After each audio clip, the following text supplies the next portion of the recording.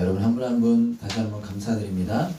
주님께서 저희를 교회로 삼아주셨고 또 우리가 서로를 통해서 교회로 세워져 가는 것임을 기억하면서 특별히 오늘 하루 그리고 이번 한 주 한 몸 된 우리 지체들 한 사람 한 사람에게 감사를 고백하는 시간 되길 소망합니다. 락다운이라 만날 수 없잖아요. 오늘 그리고 내일 여러분 이렇게 한 번씩 지체들 좀 생각하면서 고마움을 또 전화나 카톡을 통해서 문자를 통해서 표현하면 좋겠습니다. 오늘은 고린도전서 12장 27절부터 13장 3절까지의 말씀, 더 큰 은사를 열심히 구하십시오 라는 제목으로 말씀을 선포하겠습니다. 더 큰 은사를 열심히 구하십시오. 잘 아시다시피 고린도전서는 사도 바울이 고린도 교회에 쓴 편지입니다. 선교 여행을 하던 중에 사도 바울을 통해 개척된 교회잖아요. 근데 그 고린도 교회의 소식을 전해 들은 사도 바울이 그 고린도 교회를 향한 애타는 마음으로, 사랑하는 마음으로 쓴 편지가 고린도전서 후서이고요. 특별히 오늘 본문은 오늘 본문 고린도전서 12장은 사도 바울이 편지에서 여러 가지를 다루면서 성령님의 선물, 다른 말로 성령의 은사에 대해서 이야기하는 장이 고린도전서 12장입니다. 성령의 선물, 성령의 은사에 대해서 이야기하는 장면입니다. 고린도전서 12장 3절을 한번 보면요. 감사합니다. 이렇게 바울이 이야기합니다. 그러므로 나는 여러분에게 알려드립니다. 하나님의 영, 성령님을 말하죠. 하나님의 영으로 말하는 사람은 아무도 예수는 저주를 받아라 하고 말할 수 없고, 또 성령을 힘입지 않고서는 뭐라고 선포합니까? 아무도 예수는 주님이시다 하고 말할 수 없습니다 라고 선포하고 있습니다. 저와 여러분들이 예수님을 믿는 자들이죠. 그리스도인입니다. 그 예수님을 믿는 자들, 예수님을 믿게 된 자들은 그 안에 성령님이 계시는 자들입니다. 어려운 말로 성령님께서 내주하신다라고 표현하잖아요. 성령님이 계시게 된 존재가 예수님 믿는 자들입니다. 요한복음 3장에 보면 여러분 잘 아시듯이 니고데모라고 하는 사람이 예수님을 밤중에 찾아오는데 예수님께서 그 니고데모와의 대화 가운데 이런 말씀을 하시잖아요. 물과 성령으로 거듭나지 않고서는 하나님 나라를 볼 수 없다. 이것을 우리가 이해한다면 무엇을 알 수 있습니까? 성령님을 통해서 거듭 다시 태어나는 것이죠. 성령님을 통해서 구원받고 영생을 누리게 되는 것입니다. 성령님을 통해서 예수님을 주인이라, 구주라, 주라고 고백하게 되는 것입니다. 그리고 그러한 은혜를 누리게 된 우리 그리스도인들, 예수님 믿는 자들은 어떻게 되는 것이죠? 성령님의 인도하심을 받으며 살아가게 되는 것이죠. 바울은 그 성령님께서 고린도전서 12장을 통해서 한 사람 한 사람에게 선물, 은사를 주신다라고 선포하고 있습니다. 우리 안에 계신 성령님께서, 우리를 인도하시는 성령님께서 우리에게 선물, 은사를 주신다. 영어로 gift라고 나오고 있는데요.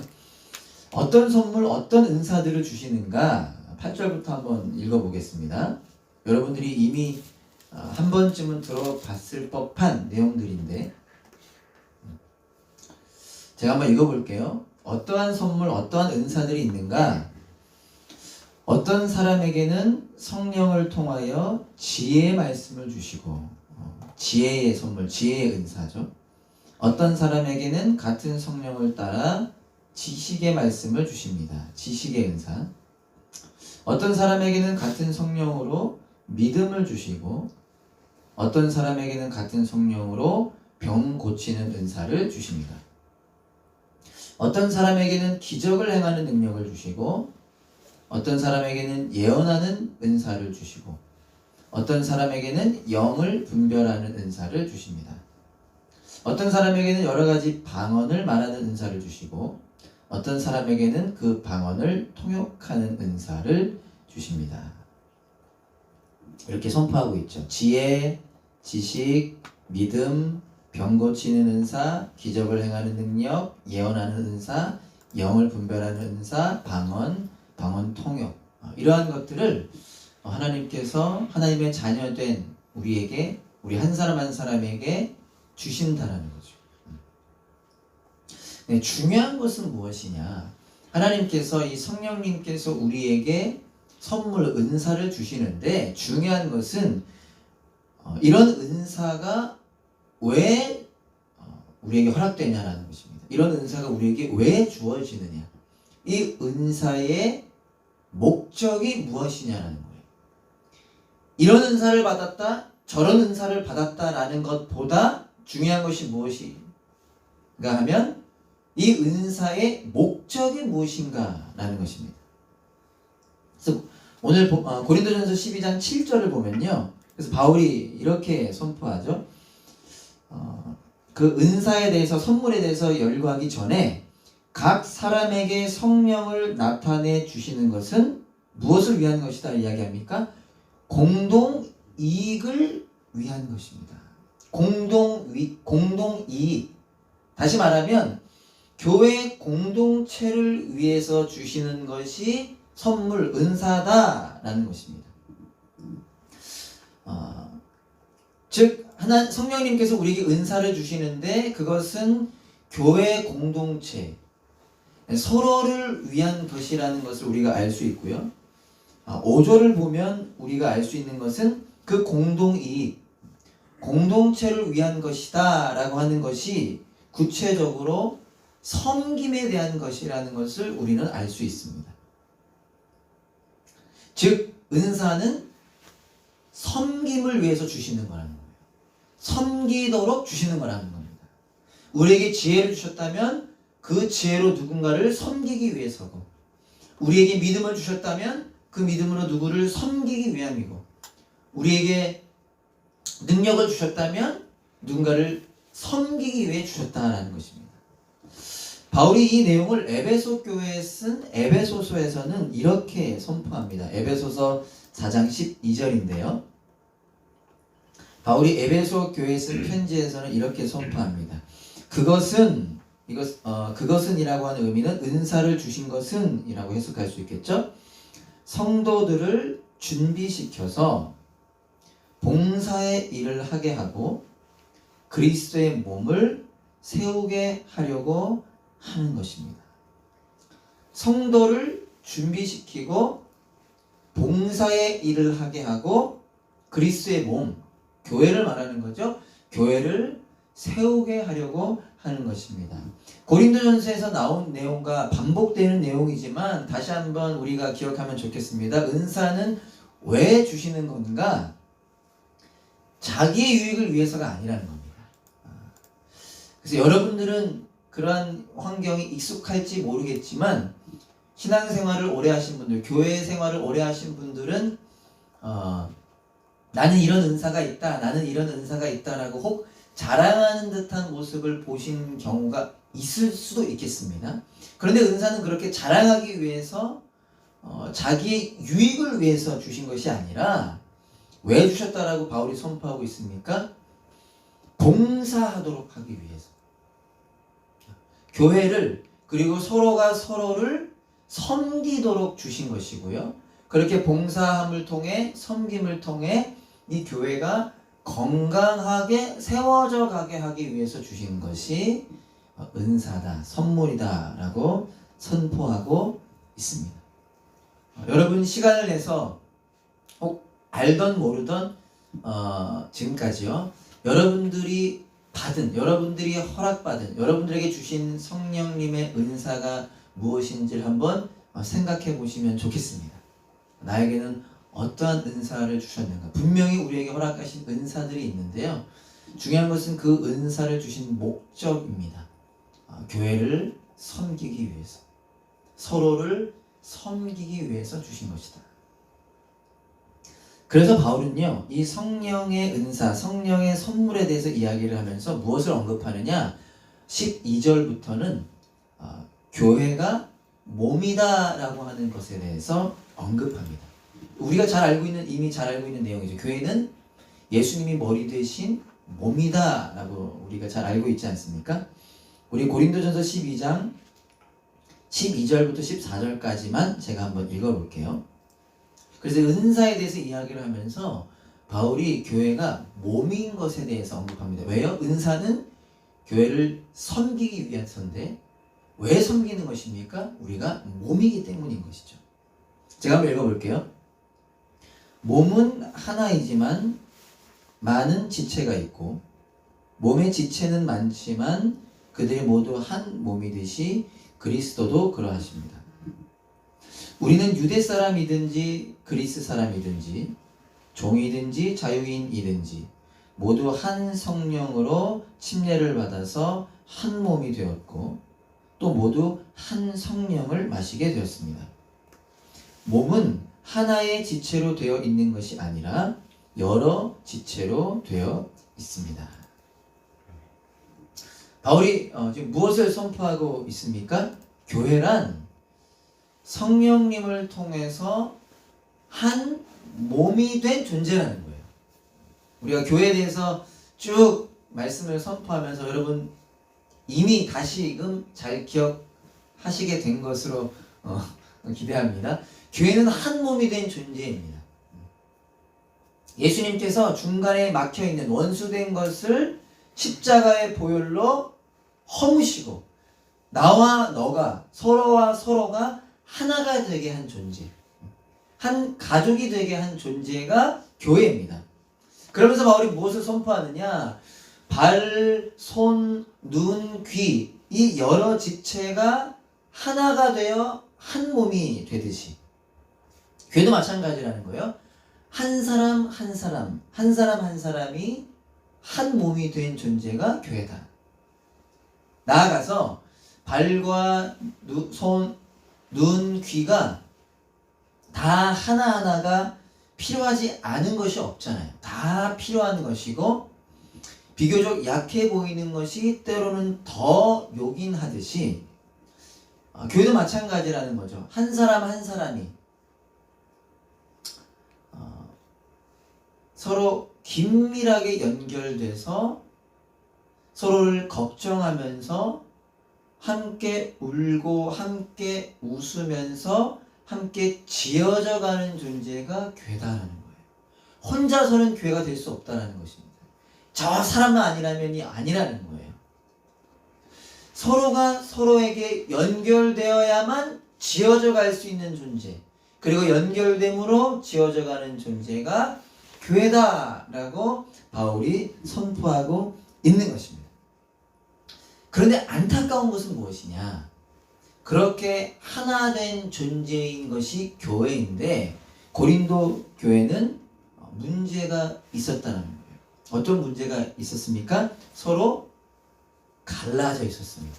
서로가 나뉘어져 있었습니다. 나는 바울파다, 나는 베드로파다, 나는 아볼로파다, 나는 예수파다라고 이야기하면서 서로가 갈라져서 서로 나뉘어져서 싸우고 있던 교회가 고린도 교회였고, 그 소식을 들은 바울이 정말 가슴 아픈 마음으로 쓴 편지가 고린도 전서인 것이죠. 고린도 교회가 왜 그렇게 갈라져 있었는가 찾아보았더니 알아보았더니 고린도 교회가 이렇게 갈라진 것은 누가 더 잘났냐라고 하는 생각에서 비롯된 것이었어요. 누가 더 잘났냐? 누가 더 못났냐? 내가 더 잘났다. 너는 못났다. 쟤는 좀 괜찮다. 쟤는 못났다라고 하는 생각에서 교회가 갈라지기 시작한 것이고요. 이러한 생각, 누가 더 잘났냐라고 하는 생각은 어떤 의미에서 고린도 교회가 가지고 있었던 실력 때문이었습니다. 고린도전서를 다시 한번 잘 살펴보시면요, 고린도 교회가 실력이 있는 교회, 능력이 있는 교회였어요. 어쩌면 어떤 교회들보다 괜찮은 괜찮다 보이는 교회였습니다. 근데 이 고린도 교회가 가지고 있었던 실력, 고린도 교회가 가지고 있었던 능력은 무엇이었느냐? 그들이 성령님을 통해 갖게 된 그 은사와 관련된 것이었어요. 그 은사 때문이었습니다. 그러니까 무슨 말이냐면 고린도 교회 성도들은 성령님께서 주신 은사들을 다 가지고 있었는데 누구나가 갖는 거잖아요. 그런데 그 은사를 더 좋은 은사와 덜 좋은 은사, 열등한 은사로 나누었습니다. 성령님이 누구에게나 주시는 것이 선물, 이 은사인데 고린도 교회는 웬일인지 그 은사를 좋은 것과 좋지 않은 것, 덜 좋은 것으로 나누었어요. 그리고 어떠한 모습이 생겼겠습니까? 더 좋은 은사를 가진 사람이 비교적 덜 좋은 은사를 가진 사람을 무시하고 차별하고, 그래서 그렇게 나뉘어지기 시작한 것이죠. 어떤 모습입니까? 은사에 대해서 완전히 잘못 이해하고 있었던 것이죠. 아, 나는 예언의 은사를 가졌는데 너는 그런 은사 못 가졌구나.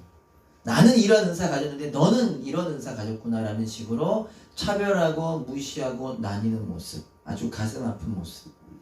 그래서 이러한 모습으로 자연히 고린도 교회는 어떤 모습이 이어졌느냐?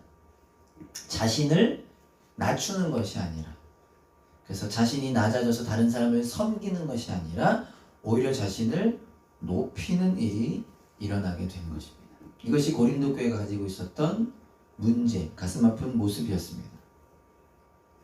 그래서 바울이 이렇게 선포하며 질문하는 것입니다. 오늘 함께 읽은 본문인데요. 27절부터 제가 한번 읽어볼게요. 이러한 문맥, 이러한 상황에서 바울이 선포하는 것입니다. 여러분은 그리스도의 몸이요 따로따로는 지체들입니다. 왜 지금 이렇게 선포하는지 이제 더 마음으로 와 닿으시죠? 교회가 몸인데 손, 발이 서로 싸울 수 없잖아요. 찢어질 수 없잖아요. 근데 고린도 교회는 싸우고 있었고 찢어져 있었습니다. 그래서 이렇게 선포하는 거예요. 교회는 그리스도의 몸이요 따로따로는 지체들입니다. 그러면서 말하기를 하나님께서 교회 안에 몇몇 일꾼을 세우셨습니다. 그들은 첫째는 사도요, 둘째는 예언자요, 셋째는 교사요, 다음은 기적을 행하는 사람이요, 다음은 병 고치는 은사를 받은 사람이요, 남을 도와주는 사람이요, 관리하는 사람이요, 여러 가지 방언으로 말하는 사람입니다. 그러면서 말하기를 그러니 모두가 사도이겠습니까? 모두가 예언자이겠습니까? 모두가 교사이겠습니까? 모두가 기적을 행하는 사람이겠습니까? 여러분, 이게 어떤 의미입니까? 모두가 사도이겠습니까? 모두가 예언자이겠습니까? 30절을 보면 모두가 병 고치는 은사를 받은 사람이겠습니까? 모두가 방언으로 말하는 사람이겠습니까? 모두가 통역하는 사람이겠습니까? 이게 어떤 의미입니까?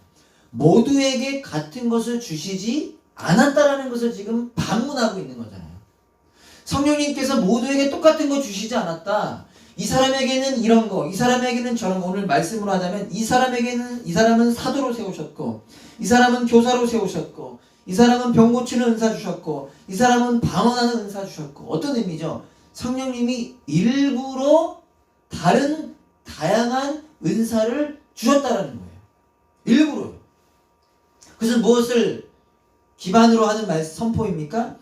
그렇기 때문에 그 은사라고 하는 것은 높고 낮음이 없는, 다 동일하게 중요하고 감사하고 유익한 것들이다. 그러면서 뭐 선포하는 거죠? 중요한 것은 그 은사를 주신 이유라는 거예요. 모두에게 일부러 다른 것들을 주셨는데 그 이유가 무엇이냐? 28절이 이렇게 시작했잖아요. 하나님께서 교회 안에 몇몇 일꾼을 세우셨습니다. 그러면서 선포하고 있는 거잖아요. 그러니까 은사를 주신 이유가 무엇입니까? 일꾼 되게 하시기 위해서. 아까 우리가 선포에 계속 나누었죠? 봉사하게 하기 위해서. 섬기도록 하기 위해서. 그래서 어떤 이들은 그 봉사와 섬김을 위해서 사도로 세우신 거고, 어떤 이들은 예언자로 세우신 거고 어떤 이들은 교사로 세우신 거고 다 하나하나 뭡니까? 봉사에 대한 내용이지 않습니까? 그런데 고린도 교회 성도들은 이것을 몰랐던 것입니다. 깨닫지 못했던 것입니다. 서로를 섬기는 것이 아니라 나뉘어 있었던 것입니다.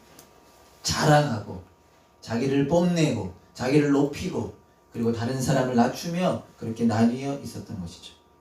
그래서 바울이요 이러한 선포와 질문에 이어서 이러한 말씀을 하는 것입니다. 31절이죠. 오늘 제목으로 정한 구절인데요. 그러나 여러분은 더 큰 은사를 열심히 구하십시오. 우리 한번 각자 계신 곳에서 집에 계시니까 한번 선포해 봅시다. 더 큰 은사를 열심히 구하십시오.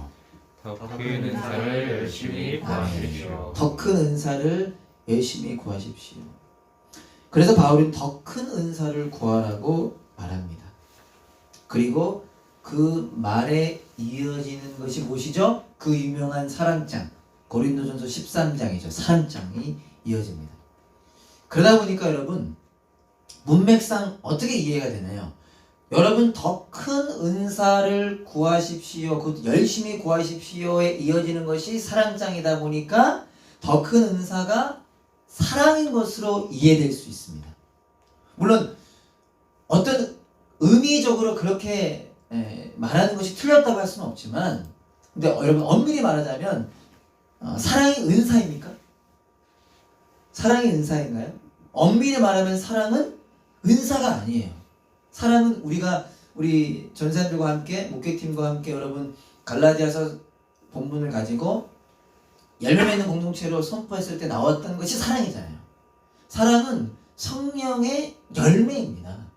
성령님을 통해 맺게 되는 열매예요. 여러분 사랑이 은사면요 이러한 문제가 발생할 수 있습니다. 하나님께서 우리에게 하신 말씀을 두 가지로 요약하자면 하나님 사랑, 이웃 사랑이잖아요. 그래서 우리가 선포하죠. 여러분 하나님을 사랑합시다. 이웃을 사랑합시다. 옆에를 사랑합시다. 형제자매를 사랑합시다. 근데 누가 얘기하는 거 저는 사랑할 수 없습니다. 저는 사랑의 은사가 없어서 사랑할 수 없습니다. 라고 하면 우리가 물론 좀 그런 의미도 있지만 할 말이 없잖아요. 누군가에게는 허락되고 누군가에게는 허락되지 않는 은사라고 한다면 그런 문제가 생길 수 있는데요. 사랑은 열매잖아요. 열매입니다. 더군다나 방금 우리가 나누었듯이 앞에서 바울이 무엇을 이야기했습니까? 은사는 다 똑같은 거라고 말했잖아요. 높고 낮음이 없다 그래. 좋은 거 나쁜 게 없다 그래. 은사는 다 똑같은 거라고 말했는데 더 큰 은사가 있다고 이야기하면서 그것이 사랑이다? 앞뒤가 맞지 않습니다. 그렇죠? 그렇다고 한다면 더 큰 은사는 무엇을 의미할까? 저와 여러분들이 오늘 이것을 기억하고 그 더 큰 은사를 사모하고 더 큰 은사로 살아가기를 소망합니다.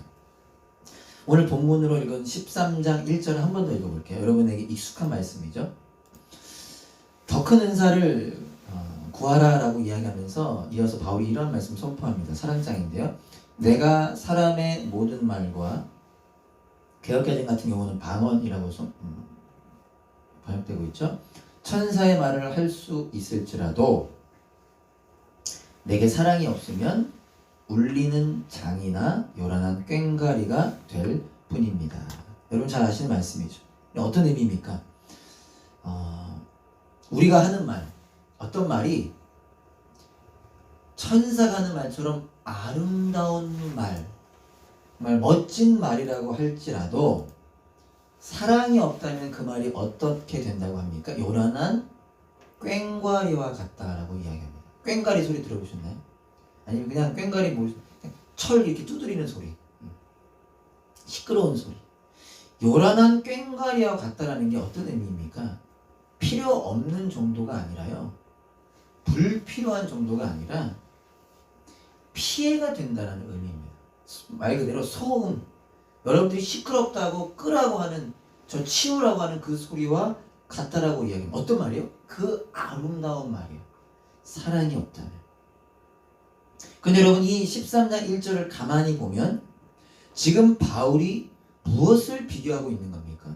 바울이 방언 혹은 천사의 말이라고 할 수 있는 그 아름다운 말과 사랑을 비교하는 것이 아닙니다. 그죠? 이걸 가만히 보면 지금 바울이 방언과 사랑을 비교하는 게 아니라는 거예요. 그 무엇을 비교하는 겁니까? 방언 혹은 아름다운 말을 이야기하면서 사랑이 없는 방언과 사랑이 있는 방언을 지금 비교하고 있는 거잖아요. 그것을 대조하고 있는 거잖아요. 이해되시나요? 2절을 한번 볼게요. 2절도 한번 볼게요. 내가 예언하는 능력을 가지고 있을지라도 또 모든 비밀과 모든 지식을 가지고 있을지라도 또 산을 옮길 만한 모든 믿음을 가지고 있을지라도 사랑이 없으면 아무것도 아닙니다. 성령님을 통해 능력을 갖게 되고 지식을 갖게 되고 믿음을 갖게 돼. 아주 아름답고 멋지고 훌륭하고 필요한 것들이죠. 그런데 그런 것들이 사랑이 없다면 뭐라고 이야기하죠? Nothing. 아무것도 아니라고 이야기합니다. 이 2절도 마찬가지로 바울이 지금 무엇을 비교하고 무엇을 대조하고 무엇을 강조하고 있는 것입니까? 능력, 지식, 믿음과 사랑을 비교하고 있는 게 아닙니다. 성령님이 주시는 은사와 선물에 속하는 그 능력, 지식, 믿음을 이야기하는데 무엇과 무엇을 이야기하느냐? 사랑이 없는 지식, 사랑이 없는 능력과 사랑이 있는 지식과 능력을 비교하며 대조하며 선포하고 있다는 것입니다. 이해되십니까? 그러니까 지금 바울은 사랑이 없는 은사와 사랑이 있는 은사를 이야기하고 싶은 겁니다. 그래서 오늘 저와 여러분들이 읽은 본문이 12장과 13장 초반이었는데 14장도요 은사에 대해서 이야기합니다. 방언과 예언에 대해서 이야기해요. 그러니까 고린도전서 12장과 14장에서 은사에 대해서 이야기하면서 일부러 가운데에 사랑에 대해서 이야기하고 있는 거예요. 왜요? 사랑이 없는 은사와 사랑이 있는 은사를 바울이 이야기하고 싶은 거기 때문입니다. 고린도 교회가 성령님이 주신 은사를 가지고 있음에도 불구하고 그 은사의 목적을 잊은 채 서로 싸우고 있는 그 정황 속에서 바울이 이 내용을 선포하고 있는 것입니다. 그렇다고 한다면 이러한 이해에서 다시 보면 바울이 말하는 더 큰 은사란 무엇일까요? 바울이 말하고 있는 더 큰 은사는 무엇일까요? 간단합니다. 사랑으로 행하는 은사입니다. 사랑이 있는 은사입니다. 비교적 표현인 거죠.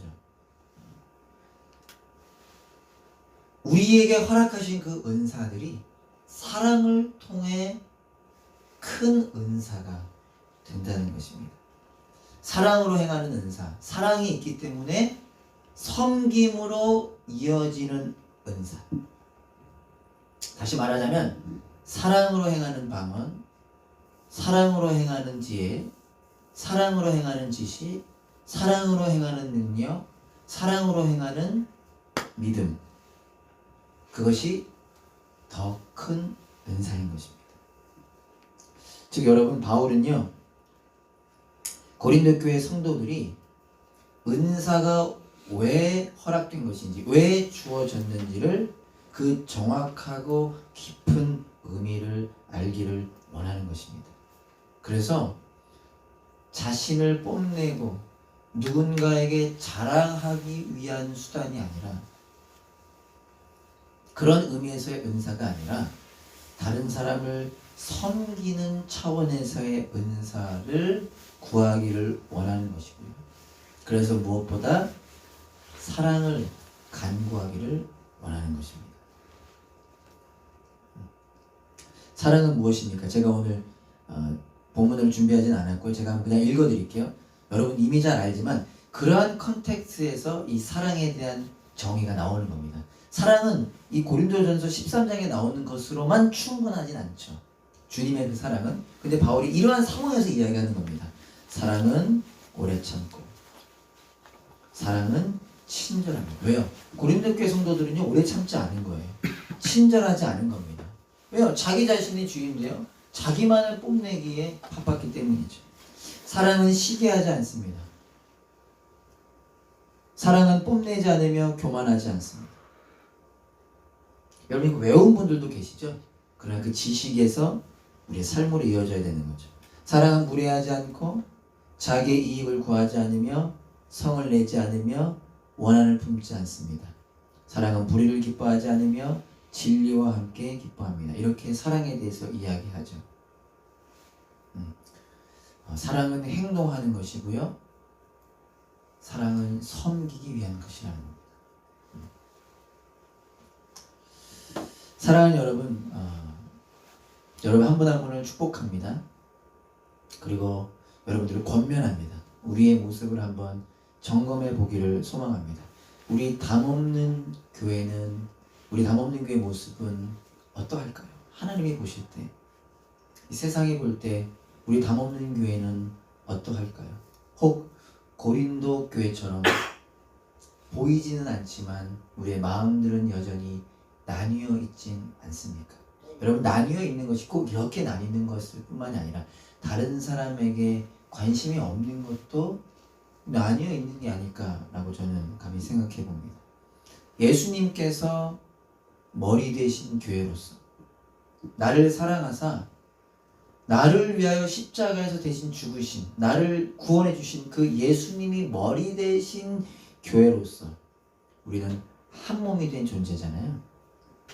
그렇게 서로를 사랑으로 격려하고 섬기며 세우고 있는지 우리 스스로를 한번 점검해 보는 시간이 되기를 소망합니다. 아무리 아름다운 말도 사랑이 없으면 소음과 같다고 했습니다. 그 대단한 믿음도, 코로나를 견뎌내는 이 대단한 믿음도 사랑이 없으면 아무것도 아니라고 했습니다. 나의 소유를 나누어주는, 누군가를 도와주는 그런 아름다운 모습도 사랑이 없다면 아무런 이로움이 없다고 했습니다. 그러나 반대로 사랑이 있다면 아주 작은 무언가도 누군가를 세우는 것이 될 수 있습니다. 우리의 작은 눈짓, 우리의 작은 미소, 우리의 작은 포옹, 우리의 작은 말, 그런 우리의 작은 모습도 사랑이 있다면 누군가를 격려하고, 누군가를 위로하고, 누군가를 일으키고, 누군가를 세우는 능력이 될 수 있다라는 것입니다. 사랑하는 여러분, 하나님께서요, 우리 담없는 교회 한 사람 한 사람에게도 허락하신 선물과 은사가 반드시 있을 것입니다. 좀 높아지네. 때로는 오해하기도 하고 때로는 착각하기도 하지만 또 우리 성도님들 많은 분들이 대부분 너무 겸손하시니까 분명히 성령님께서 우리에게 주신 선물, 은사가 있을 것입니다.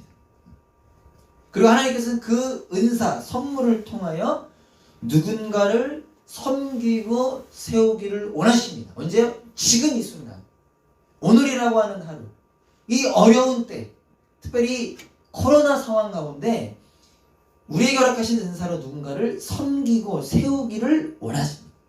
그래서 여러분들을 권면합니다. 우리에게 허락하신 은사가 무엇인지를 오늘 한번 생각해 봅시다. 고린도전서 아까 함께 읽었던 12장 27절부터 쭉 한번 다시 읽어보면서 나에게 허락하신 은사가 무엇이 있을까? 때로는 선한 그 동기로 은사를 구하는 것도 좋은 모습이라고도 생각합니다. 여러분, 우리에게 허락하신 은사가 무엇인지 한번 생각해 봅시다. 어려우면 또 너무 객관적이지 않으면 결혼하신 우리 장년부들은 남편과 아내가 서로 한번 점검을 이렇게 알려주세요. 당신에게는 이러한 은사가 있는 것 같습니다. 당신에게는 이러한 은사가 있는 것 같습니다. 또 자녀에게도 한번 얘기해 보시고요. 청년들은 서로가 서로에게 한번 이렇게 카톡으로 한번 얘기해 보셔도 좋겠습니다. 은사가 무엇인지를 한번 생각해 보고요. 무엇보다 그 은사가 큰 은사가 될 수 있도록 강구합시다. 아멘. 큰 은사가 될 수 있도록. 아멘. 큰 은사가 될 수 있도록.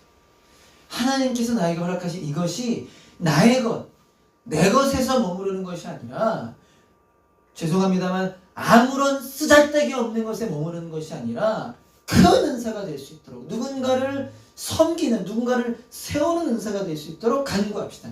그 일을 위하여 무엇보다 무엇을 간구해야 됩니까? 사랑을 간구합시다. 믿음, 소망, 사랑 이 세 가지는 항상 있을 것인데 그 가운데서 으뜸은 사랑입니다 라고 선포하면서까지 사랑을 강조했던, 바울이 강조했던 그 사랑, 그 사랑을 우리가 간구할 때에 부족하지만 연약하지만 미약하지만 그런 우리를 통하여 이 교회가 더욱 건강하게 세워져 갈 것입니다. 우리 로마서 5장 8절 말씀 읽고 말씀을 마치겠습니다. 로마서 5장 8절 말씀 잘 아시는 말씀이죠?